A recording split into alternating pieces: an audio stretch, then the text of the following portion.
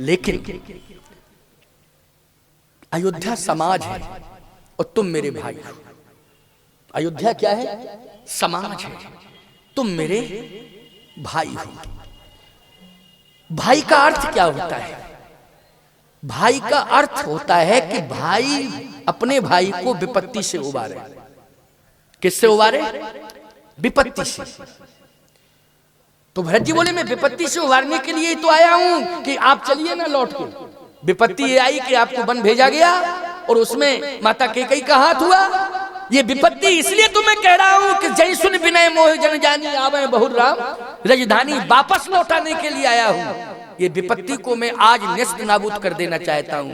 भगवान ने कहा नहीं नहीं, अर्थ को ठीक से समझ लो, बात को ठीक से सुन लो, समझ लो। भरत जी ने कहा तो प्रभु समझाइए। भगवान ने कहा एक बात बताओ, मेरे पिता ने, सारी दुनिया ये जान रही है कि तुम्हारी माता कैकेयी के कारण मुझे वन भेजा। गलत सोच रही है दुनिया, सारी दुनिया ये सोच रही है कि तुम्हारे कारण कैकेयी ने, भरत के कारण कैकेयी ने राम को वन भेजा है। और राम को वन भेजने की हिम्मत क्या थी कैकेयी की? अगर दशरथ जी स्वीकृति ना देते तो दशरथ भी प्रभावित हो गए। गलत सोच रही है दुनिया। मैं आज बता रहा हूं चित्रकूट में कि कैकेयी मां के कारण नहीं वन भेजा गया भरत, तुम्हारे कारण मुझे वन नहीं भेजा गया। संपत्ति के कारण, राज्य के कारण, मुझे अयोध्या राज्य के कारण वन नहीं भेजा गया। फिर किस लिए वन भेजा गया? चित्रकूट में मैं स्पष्टीकरण दे रहा हूं। क्या भरत? सुनना ध्यान से, अयोध्या वासियों सुनना, संपूर्ण संसार के लोग सुने। राखेउ राय, राय मान राजा दशरथ, राखेउ राय सत मोहि त्यागी, तन पर हरेऊ प्रेम पन लागी। मेरे पिताश्री ने, चक्रवर्ती सम्राट महाराज दशरथ ने, ना कैकेयी के कारण, ना कैकेयी माता के कारण वन भेजा है, ना भरत तुम्हारे कारण वन भेजा है, ना अयोध्या की संपत्ति के कारण वन भेजा है। भरत मेरे पिताश्री ने सत्य और धर्म की रक्षा करने के लिए मुझे वन भेजा है, चित्रकूट भेजा है। ये अर्थ क्यों? यही अर्थ है कि नहीं?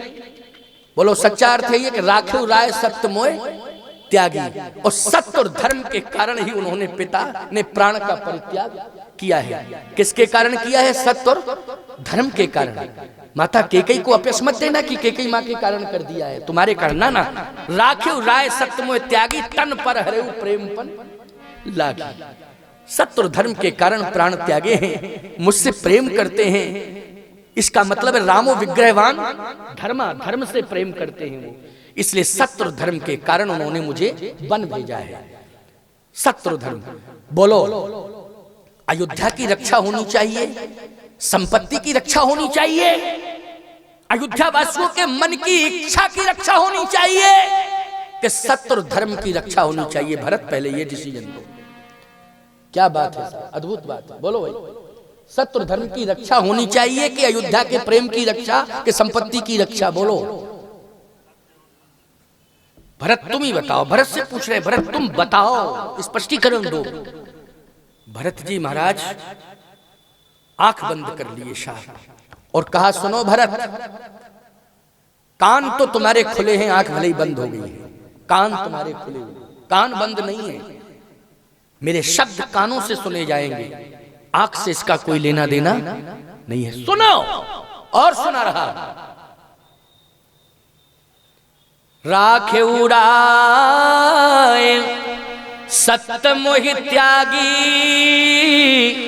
तन पर हरेऊ प्रेम पन लागी। तासु बचन आगे मेटत यति सोचू, उतहि ते अधिक तुम्हार सकोच।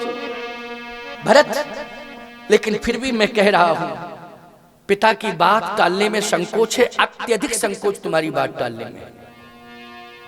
अब ये तुम्हारे भाई के सामने धर्म संकट आ गया है। अब तुम धर्म संकट से धर्म संकट भी एक बहुत बड़ी समस्या होती, विपत्ति होती, क्यों होती? बहुत बड़ी समस्या है।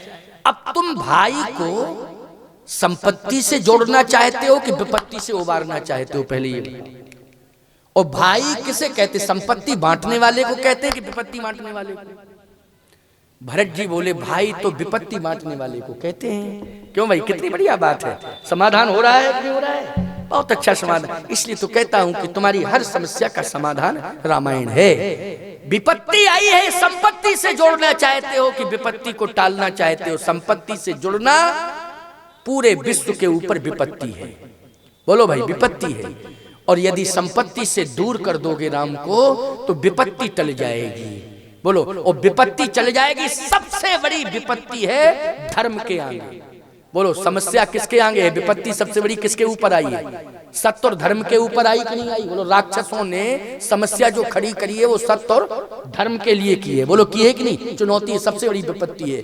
तो मैं क्या भवन में रहकर सत्य और धर्म की विपत्ति को टाल सकता हूं? नहीं नहीं, वन में रहकर ही सत्य और धर्म की विपत्ति को टाला जा सकता है, भवन में रहकर नहीं। भरत, अब तुम ही बताओ, तुम मेरे भाई हो। बोलो भरत, बोलो भरत, बोलो, तुम जो कहोगे मैं वही करूंगा। अब प्यारे भरत जी महाराज हाथ जोड़ करके बोल पड़े। क्या बोले? ये अंतिम बात है, बहुत अंतिम बात है। ये बिल्कुल प्रसंग को विश्राम की ओर ले जा रहा। भरत जी हाथ जोड़ करके बोल पड़े, भैया मेरे स्वामी, मेरे प्रभु, सेवक हूं मैं।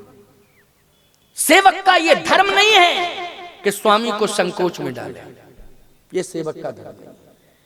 जो सेवक साहिब ही सकोची, निज हित चाहिए तासुमति पोची। जो सेवक स्वामी को संकोच में डाले वो सेवक नहीं है, बुद्धिहीन है, वो बहुत अल्प बुद्धि वाला है। स्वामी को कभी संकोच में डालना चाहिए? कभी नहीं। अपने से बड़ों को कभी संकोच में नहीं डालना चाहिए। ये धर्म नहीं कहता है। आजकल लोग ऐसी ऐसी समस्याएं पैदा कर देते हैं, घर के लोग, बच्चे ही लोग, कि घर के बड़े लोग संकोच में पड़ जाते हैं। बोलो, पड़ जाते हैं कि नहीं? समस्याओं से घिर जाते हैं। मैं नौजवानों का आह्वान कर रहा हूं, आदर्शवादी बनो, राम जैसे आदर्शवादी बनो, भरत जैसे आदर्शवादी बनो, भरत जैसे आदर्शवादी बनो कि कभी भी बड़े लोगों को संकोच में नहीं डालना है, कभी उनके सामने समस्याएं पैदा नहीं करना है। अगर तुम्हारा ये संकल्प हो जाएगा तो नाम तुम्हारा कुछ भी हो, तुम्हें हम भरत की उपाधि से विभूषित करते हैं। समाज में तुम्हें हर वर्ग का प्राणी भरत कहेगा। क्या कहेगा? कि भाई उसका लड़का तो भरत के समान है। किसके समान है? भरत के समान है। जैसे मैंने कहा, आपकी बेटी का नाम कुछ भी हो, लेकिन सीता के चरित्र का अनुसरण करेगी तो हर वर्ग कहेगा, हर घर का प्राणी कहेगा कि बेटी सीता है। बोलो, कहेगी नहीं? सीता है, बेटी सीता, ये पूरा समाज कहे, दुनिया कहेगी। इसलिए भरत क्या कहना चाहते हो? यही कहना चाहता हूं कि मैं सेवक हूं, स्वामी को संकोच में नहीं डालूंगा। तो कुछ तो बोलो, कुछ तो बोलो, स्पष्टीकरण दो। स्पष्टीकरण यही है कि हे प्रभु, आपकी रुचि में मेरी रुचि है। देखिए आप कितनी बढ़िया, आपकी रुचि में मेरी रुचि है, आपकी इच्छा में मेरी इच्छा है। और मैं तो ये कहूंगा अयोध्या वासियों से कि प्रभु राम की रुचि में अपनी रुचि जोड़ दो, प्रभु की इच्छा में अपनी इच्छा जोड़ दो। और जो प्रभु की इच्छा में अपनी इच्छा जोड़ देगा, निश्चित रूप से फिर जिम्मेवारी प्रभु की है। योगक्षेमम वहाम्यहम्, फिर संभालने की जिम्मेवारी प्रभु की है। लेकिन हे स्वामी, आपकी इच्छा में हम सबकी इच्छा है, मेरी इच्छा है, सबकी इच्छा है। बोलो अयोध्यावासियों। अयोध्यावासियों ने कहा बिल्कुल, जो भरत कहेंगे वही हम लोग मानेंगे, सबकी इच्छा है। लेकिन भरत को, अयोध्या वासियों को, अयोध्या को जीने के लिए 14 साल तक आधार तो मिलना चाहिए। क्या मिलना चाहिए? आधार मिलना चाहिए। बिना आधार के कोई जी नहीं सकता है, आधार मिलना चाहिए। और हे प्रभु, भरत और अयोध्या वासियों के लिए आधार कौन है? जैसे कमल का आधार है, कमल का आधार है सूर्य। बोलो भाई, उसके अस्तित्व को, कमल के अस्तित्व को कौन बचाता है? जल्दी बोलो। सूर्य। आप कहो जल। अरे भाई, जल में अगर सूर्य ना खिले तो जल में कब तक कमल रहेगा? जल्दी बोलो। खिलेगा ही नहीं वो। जल खिला नहीं सकता है, उसको रख तो सकता है लेकिन उसे खिला नहीं सकता है। खिलाएगा कौन? जल्दी बोलो। सूर्य। अगर सूर्य की किरण नहीं निकलेगी तो वो खिलेगी। जल में तैरता रहेगा और सड़ता रहेगा। क्यों भाई? जल में कमल तैरता रहेगा और सड़ता रहेगा, लेकिन उसको विकसित करता है, खिलाता है, उसकी खूबसूरती बढ़ाता है। वो कौन है? सूर्य है। भरत जी ने कहा कि हे स्वामी सुन लीजिए। हाँ सुनाओ। हम अयोध्या का समाज कमल है। कमल तो अनेक होते हैं। बोलो कमल एक नहीं होता है। एक तालाब में एक ही कमल होता है क्या? जल्दी बोलो। अयोध्या रूपी सरोवर में भरत जी कह रहे हैं ये बात चित्रकूट में, हे स्वामी अयोध्या रूपी सरोवर में भरत के सहित पूरा समाज कमल की तरह है। किसकी तरह है? कमल की तरह है। तो याद रखना स्वामी, कमल की तरह है, कमलों की तरह हम सब हैं।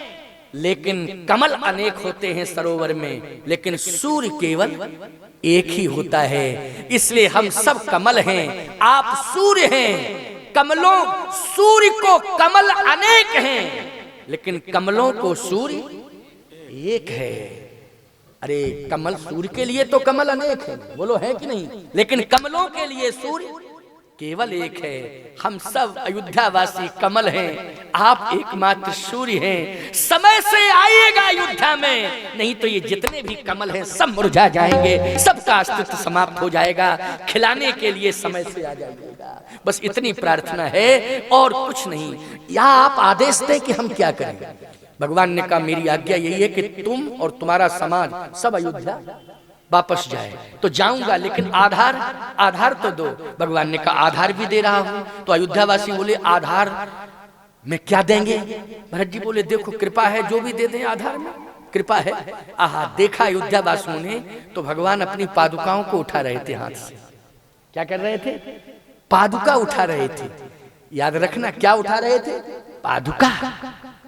जैसे ही पादुका उठाई हाथ में, कहा भरत पास में आ जाओ। भरत जी को पास में लाया। प्रभु करी कृपा पावरी दीनी, प्रभु करी कृपा पावरी दीनी। सादर भरत शीस धर लीनी, सादर भरत शीस धर लीनी। भरत मुदित लंब लहेते, भरत मुदित लंब लहेते। यश जुस अस सुख जस सिय राम रहेते, अस सुख जस सिय राम रहेते। अस सुख जस सिय राम रहेते, सुख जस सिय राम रहेते। भरत जी ने उन पादुकाओं को सिर पर रख लिया। बोलो भाई क्या मिल गया भरत को? आधार मिल गया। पादुकाओं को सिर पर रख लिया, आधार मिल गया। अयोध्या वासियों ने कहा ये आधार, पद मिलते तो अलग बात है, पादुकाएं मिली, पद मिलते।